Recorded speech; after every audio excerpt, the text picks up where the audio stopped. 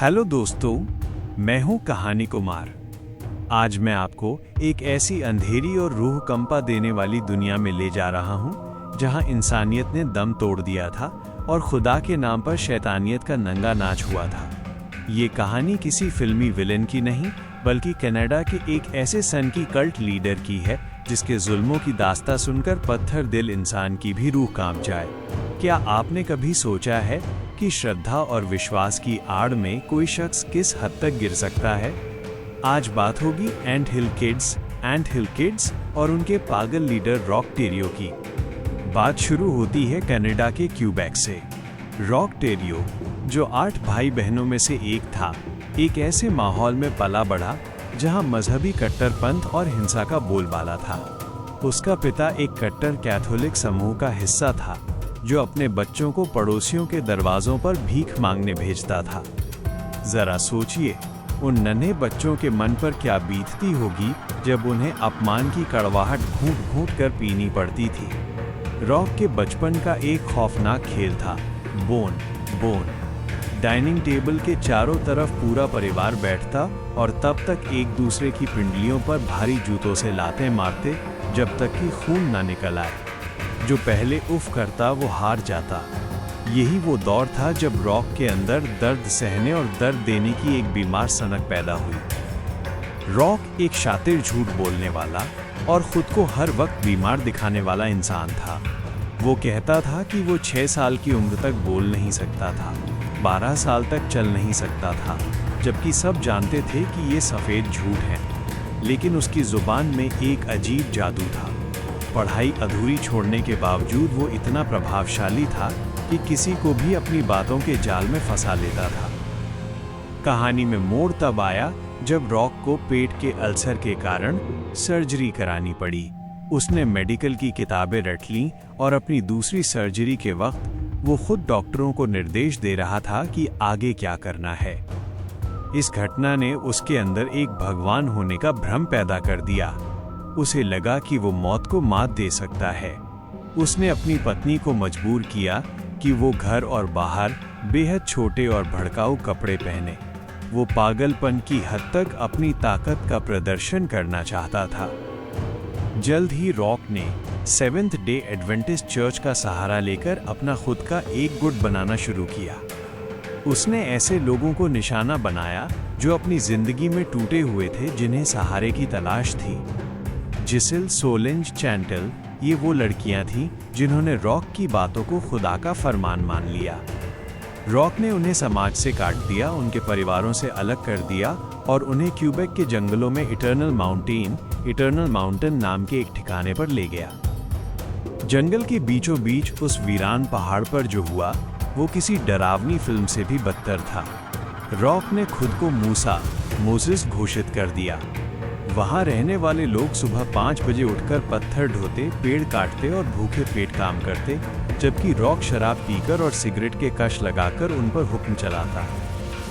उसने वहां रहने वाली हर महिला से जबरन शादी कर ली। जो औरतें पहले एक दूसरे की सहेलियां थीं, अब वे रॉक की तवज्जो पाने के लिए एक दूसरे के खून की प्यासी हो गईं। रॉक उन्हें नंगा करके आपस में लड़वाता और तमाशा देखता। लेकिन असली दरिंदगी तो अभी शुरू होनी थी।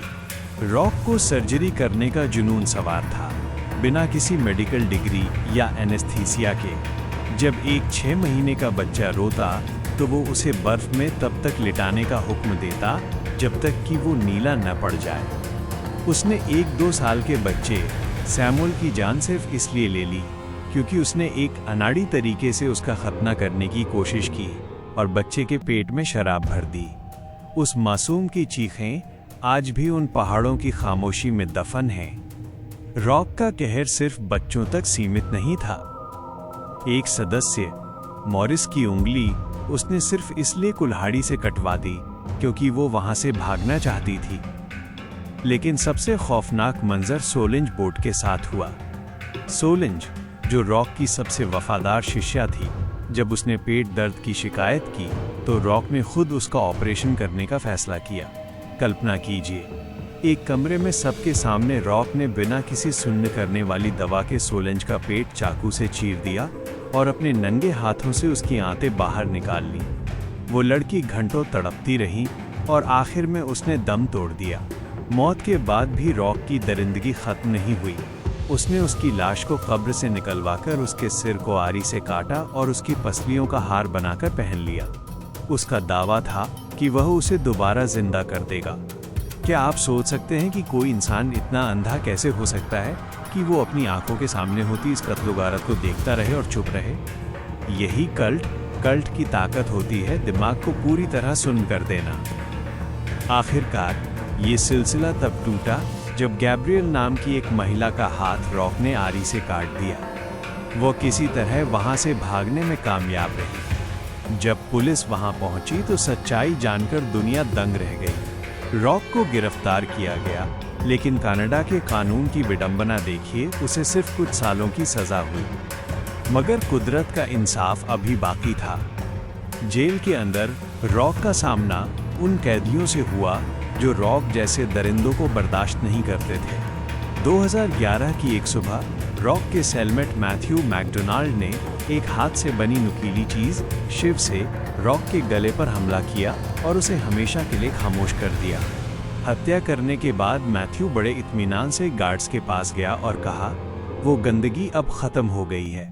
रॉक टेरियो मर गया, लेकिन पीछे छोड़ गया दर्जनों बर्बाद जिंदगियां, अपाहिज शरीर और वो दहशत जो आज भी उस जंगल के आसपास महसूस की जाती है। ये कहानी हमें याद दिलाती है कि जब हम अपना विवेक किसी और के हाथों में सौंप देते हैं तो हम इंसान नहीं, महज कठपुतली बन जाते हैं। अगर आपको ये सच्ची दास्तां सुनकर झटका लगा है और आप चाहते हैं कि दुनिया ऐसी अंधेरी गलियों से वाकिफ रहे, तो इस कहानी को साझा करें। ऐसी ही और अनसुनी कड़वी सच्चाइयों के लिए जुड़े रहें। अलविदा।